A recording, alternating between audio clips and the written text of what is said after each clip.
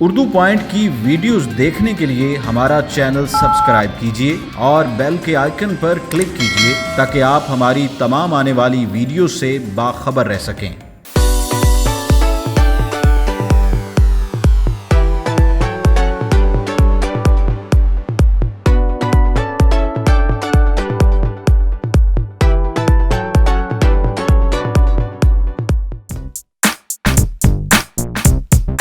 میں اس وقت موجود ہوں ڈاکٹر رک فاؤ کے استعمال میں ہونے والا کمرہ جس میں وہ رہائش پذیر ہوا کرتی تھی، ان کے استعمال میں جو اشیاء تھی، اس کو اس وقت جو ہے یہاں پہ ایک میوزیم کی شکل دے دی گئی ہے، جس میں یہاں پہ وہ استعمال میں جو چیزیں ہوا کرتی تھی، گیلری ہے ان کی موجود، جو مختلف تصاویر تھی، مختلف ایوارڈ جو ان کو ایوارڈ سے نوازا گیا تھا، وہ ایوارڈ یہاں پر موجود ہے۔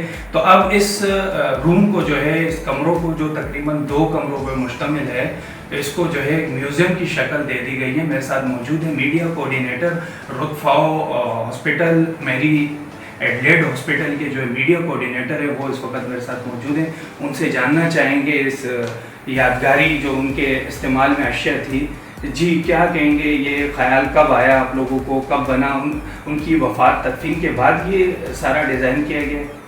جی بالکل، پہلی بات تو یہ بتاؤں کہ میوزیم کی خواہش تو ان کی تھی، لیکن کبھی انہوں نے اپنے لیے نہیں کہا تھا کہ میرا میوزیم بنائے۔ انہوں نے کہا ہم نے بہت جو 1960 سے یہ پاکستان آئی تھی، تو کہتے ہیں ہم نے بہت ترقی کی ہے اور اپنے کام کے اندر، تو کہیں نہ کہیں اس کو میوزیم کی شکل میں نہیں رکھو۔ لیکن بس ان کی وفات کے بعد پھر ہم نے کہا کہ کیوں نہ ان کے اپارٹمنٹ کو جو ہے اس کو میوزیم کی شکل دے دیں، اور اس کے علاوہ ہم نے اس کا ایک مقصد یہ بھی تھا کہ اس کو جو تعلیمی ادارے ہیں جتنے بھی پاکستان میں، ان کے ساتھ لنک کر دیا جاتا ہے، تاکہ وہ جو اسٹوڈنٹس ہیں وہ آئیں اور ان سے ان کے کاموں سے سبق سیکھیں اور ان کو ایک وہ ملے، انسپریشن ملے۔ اچھا، اس کے ساتھ ساتھ جو ہے یہاں پہ مختلف موبائل بھی رکھے ہوئے ہیں ان کے استعمال میں۔ موبائل بھی یہ رکھا ہوا کافی پرانا ماڈل لگ رہا ہے مجھے، تو میم کیا مطلب اس طرح نہیں ایڈوانس ٹیکنالوجی، جیسے میں نے لیپ ٹاپ دیکھا، موبائل دیکھا، تو وہ اتنے لیٹسٹ ورژن والی چیزیں یوز نہیں کرتی تھی شاید میڈم؟ یہ ان کا بڑا پن ہے کہ بہت سادہ زندگی گزاری ہے، اور ٹیکنالوجی کے معاملے میں بھی انہوں نے اپنے آپ کو سادہ ہی رکھا ہے۔ ہم بڑی کوشش کرتے تھے کہ جی ان کے پاس کوئی اچھا موبائل ہو، لیکن وہ کہتی تھی بس میں اس سے صحیح ہے، میرا کام چلتا ہے میرا۔ تو ان کے اگر لباس دیکھیں، ان کی چیزیں دیکھیں، آپ کو احساس ہوگا کہ کافی سادہ تھے۔ اچھا، میڈم کی موت کے بعد جو ہے، جب ان کی تدفین ہوئی، کافی حکومت کی طرف سے، ایون کہ پاک آرمی کی طرف سے بڑے اعزاز کے ساتھ ان کی تدفین ہوئی ہے۔ اس کے بعد جو ہے حکومتی سطح پر کیا جو ہے اس ہاسپٹل کے لیے فنڈ وغیرہ جیسے کوئی تعاون کیا گیا حکومتی سطح پر؟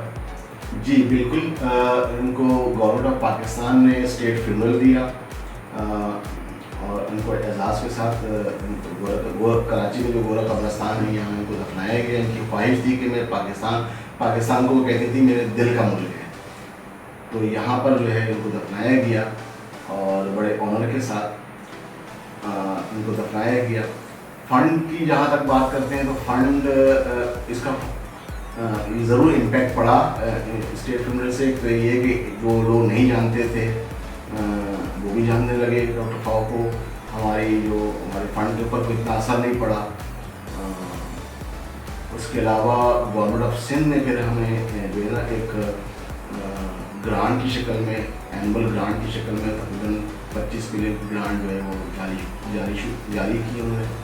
اچھا، عموماً یہ دیکھا گیا جیسے فورن ہوتے ہیں جو غیر ملکی ہوتے ہیں، کسی بھی آرگنائزیشن کو جب وہ چلا رہے ہوتے ہیں تو وہ کافی منظم اور بہتر انداز میں ان کی مینجمنٹ اچھی ہوتی ہے ایز کمپیئر ٹو ہمارے پاکستانی یا ایشین لوگ۔ تو میڈم کے جانے کے بعد کہیں پروگرام یا دوسرے جو ان کے پروجیکٹ تھے اس میں کوئی خلل تو نہیں پڑا؟ نہیں، ایسا کوئی بھی خلل نہیں پڑا۔ اچھی بات تو یہ تھی کہ انہوں نے اپنی زندگی میں ہی اس ادارے کو ایک اسٹرکچر کی شکل دے دی تھی، تو اس کا نتیجہ یہ تھا کہ اب جو ہمارا ایک پورا سسٹم ہے، گورننگ بورڈ ہے جو پالیسیز دیتا ہے، اس کے علاوہ ہمارے نیچے آپریشن لیول پہ CEO हैं, डायरेक्टर्स हैं, और फिर जो भी काम चल रहा है वो बड़े सिस्टमेटिक तरीके से। अच्छा, हम अपने नाजरीन को दिखाना चाहेंगे वो रूम जो डॉक्टर रुत फाओ के इस्तेमाल में था जब वो खुद भी यहाँ रिहाइश पजीर थी, वो किस तरफ है उसको भी देख लेते हैं हम। ये वो रूम है जो मैडम मतलब यहीं पे रिहाइश पजीर हुआ करती थी, ये उनका रूम है, उनके इस्तेमाल में था, मैडम के इस्तेमाल में ये रूम। अच्छा, ये चीज़ें रखी हुई है सारी उन्हीं के इस्तेमाल में हुआ करती। बिल्कुल, ये इनका बेडरूम कम ऑफिस ये कह रहे हैं कि ये बेडरूम भी था, ऑफिस भी था, यहीं से जो है पूरे प्रोग्राम को वो चलाया करती थी। फेडरल एडवाइज़र थी पूरे पाकिस्तान के अंदर, जो 157 सेंटर्स हैं उनकी मॉनिटरिंग वो इसी जगह से करती है। तो हमने इस कमरे को उनकी बिल्कुल उसी तरीके से इसको रखा है ताकि वो असलियत जो है, असल हालत नहीं बदले। अच्छा, ये मैं देख रहा हूँ, ये तो कोई सिंधी रैली लग रही है मुझे, तो वो मतलब इस तरह ट्रेडिशनल जो पाकिस्तानी अशिया होती थी जी बहुत ज़्यादा पसंद करते थे, ख़ासतौर पे इस रैली से तो बहुत ज़्यादा प्यार करते थे इससे, तो ये हमेशा अपने बिस्तर में बिछा के रखते थे। देखते रहिए उर्दू पॉइंट और दुनिया भर के खबरों से बाखबर रहिए। अपने मेज़बान आसिफ खान को दीजिए इजाज़त। अल्लाह हाफ़िज़।